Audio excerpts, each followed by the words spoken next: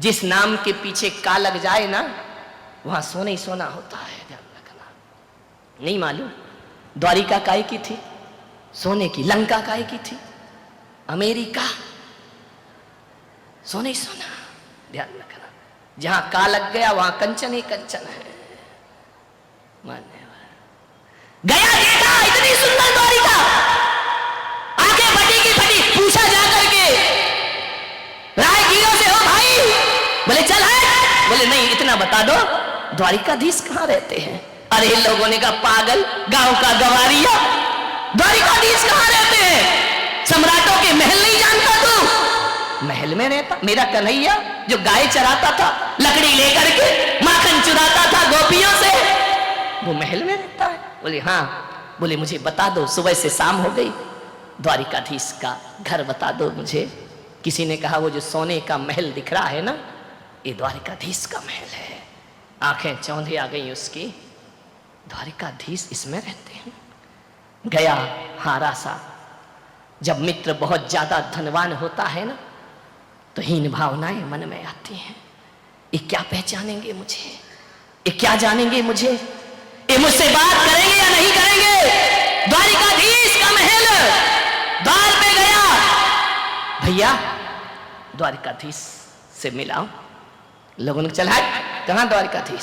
पागल है क्या? शकल देख, अपनी औकात देख, फटे पुराने चीथड़े पहना है।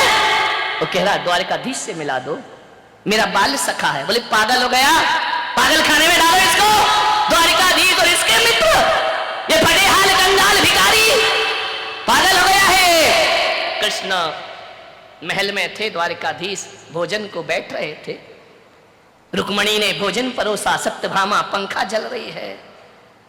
कृष्ण कलश लेकर हाथों का आचमन कर रहे हैं, भोजन के लिए बैठना है। पीतांबर से हाथ पहुंच रहे हैं। खबर पहुंची कि जाओ मुझे मिलने दो। ये शब्द टकराए द्वारकाधीश के कानों में। उन्होंने कहा कौन है?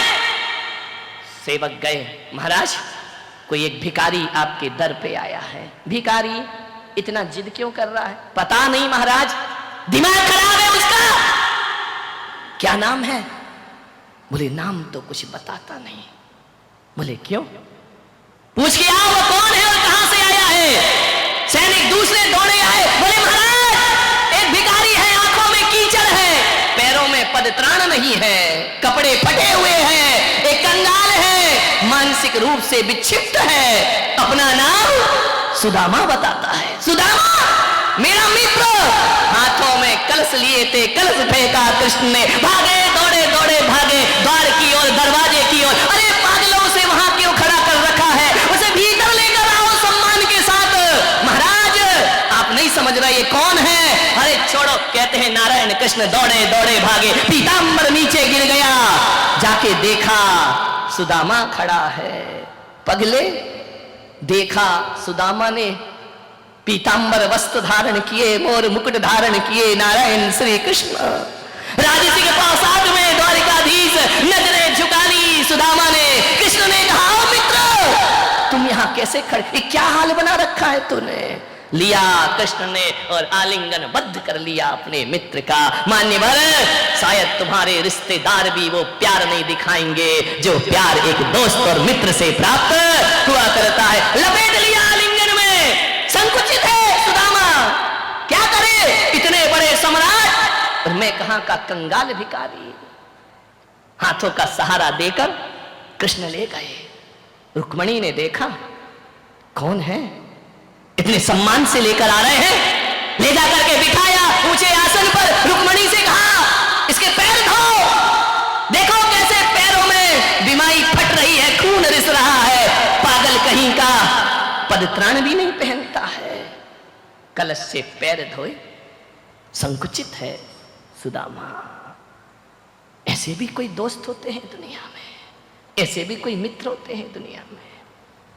पैरों को अपने दुपट्टे से पोंछ रहे नारायण कृष्ण, आंखों से आंसू गिरा रहे। पगले ये क्या हाल तेरा है, ये क्या परिस्थिति बना ली तूने?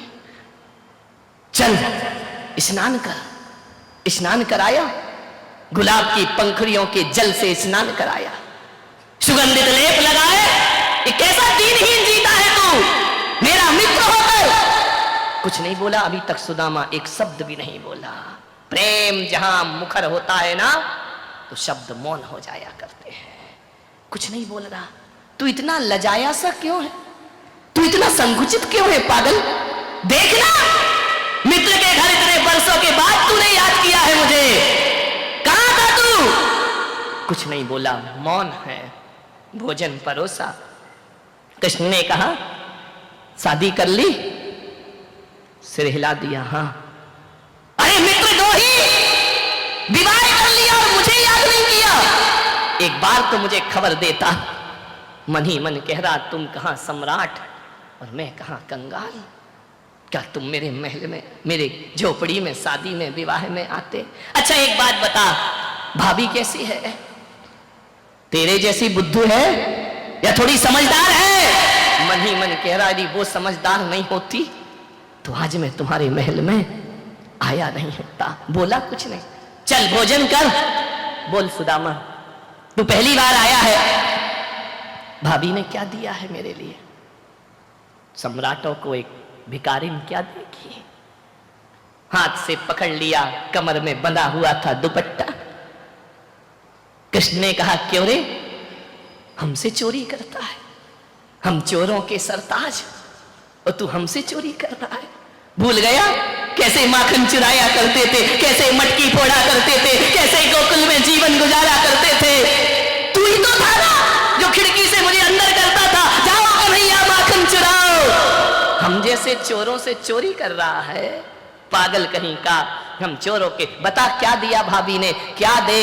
56 भोग सामने रखे हैं और कहां चिवड़े खिलाएगा? पकड़ लिया जोर से। कृष्ण ने कहा, पागल तू छल मत कर मेरे से। छलिया नाम मेरा है, छलिया नाम तेरा नहीं। तू मुझसे छल कर रहा है, बता क्या है? क्या भेजा? भाभी खाली हाथ नहीं भेजेगी। एक झपट्टा मारा नारायण कृष्ण ने, बिखर गए सारे चिवड़े जमीन पर। कृष्ण ने कहा, ये भेजा है? बोले हाँ। बोले एक काम कर सुदामा, तेरी भाभी का बना भोजन तू कर और मेरी भाभी का बना भोजन मैं करता हूं। सुदामा ने कहा, नहीं कन्हैया ऐसा मत करो, पहली बार शब्द निकले, ऐसा मत करो, मुझे शर्मिंदा मत करो। कृष्ण ने कहा, पागल है क्या? ये लेख मोहन भोग कर, ये 56 भोग कर। जमीन पर गिरे हुए चिवड़े नारायण कृष्ण ने उठाए, एक मुट्ठी खाई, आनंद आ गया, प्रेम बरस गया। दूसरी मुट्ठी खाई और भी आह्लादित हो गए कृष्ण। तीसरी मुट्ठी खाने लगे, रुक्मणी ने हाथ पकड़ लिया। ठहरो, सब कुछ आप ही ले लोगे तो हमारा क्या होगा? इतना प्रेम देखा सुदामा ने, इतना प्रेम, इतना प्रेम, इतना वात्सल्य, इतना स्नेह। मैं आपसे पूछता हूं, आपके रिश्तेदारों में भी इतना प्रेम नहीं मिलेगा जो एक मित्र को एक मित्र से प्यार मिला करता है। ध्यान रखिए, कैसी रिश्तेदारी निभाई नारायण कृष्ण ने, कैसी मित्रता निभाई कृष्ण ने। रुक्मणी ने हाथ पकड़ लिया, ठहरो ना, सब इसे ही दे दोगे तो हमारा क्या होगा? सुदामा ने कहा कि मुझे दे कहां रहे हैं, ये तो जो 3 मुट्ठी चिवड़े लाए वो भी खा। रुक्मणी ने कहा, नहीं प्रभु हमारा भी ध्यान रखो। 1 दिन हुए, 2 दिन हुए, 10 दिन हुए। सुदामा सोच रहा है कि कृष्ण कहेंगे कुछ ले लो, गरीबी मिटा लो। कन्हैया भी काहे को बोलने वाले हैं। बहुत एक से एक कपड़े पहनाए, आभूषण दिए, भोजन कराया, महीने भर हो गए। अब मन तो हो रहा है कि वो पगली क्या कर रही होगी, लेकिन कृष्ण से विदा कैसे लूं?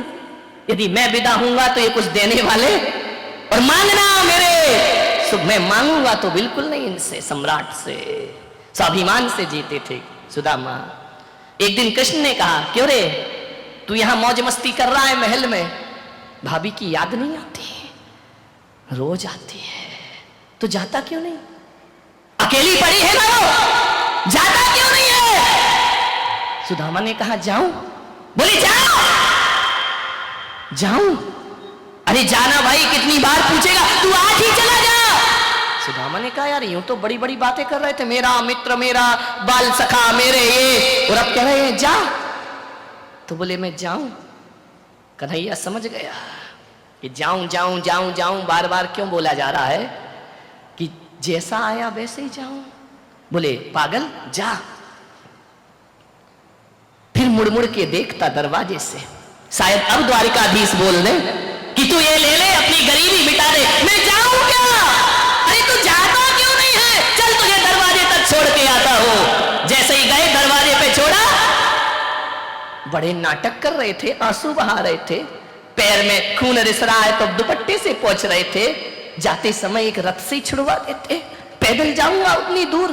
रास्ते भर संदेह से भरा सुदामा पलट पलट करके देख रहा है, मन में शंकाएं पैदा हो रही हैं कि अमीरों से कभी दोस्ती नहीं करना चाहिए। कैसा कन्हैया, तूने बचपन में भी छला और अभी भी छला, महीने भर बहुत खिलाया पिलाया, जाते समय एक मोहर भी नहीं दी। कहा था उस पागल से मत भेज, महीने भर से इंतजार कर रही होगी, भूखी मर रही होगी।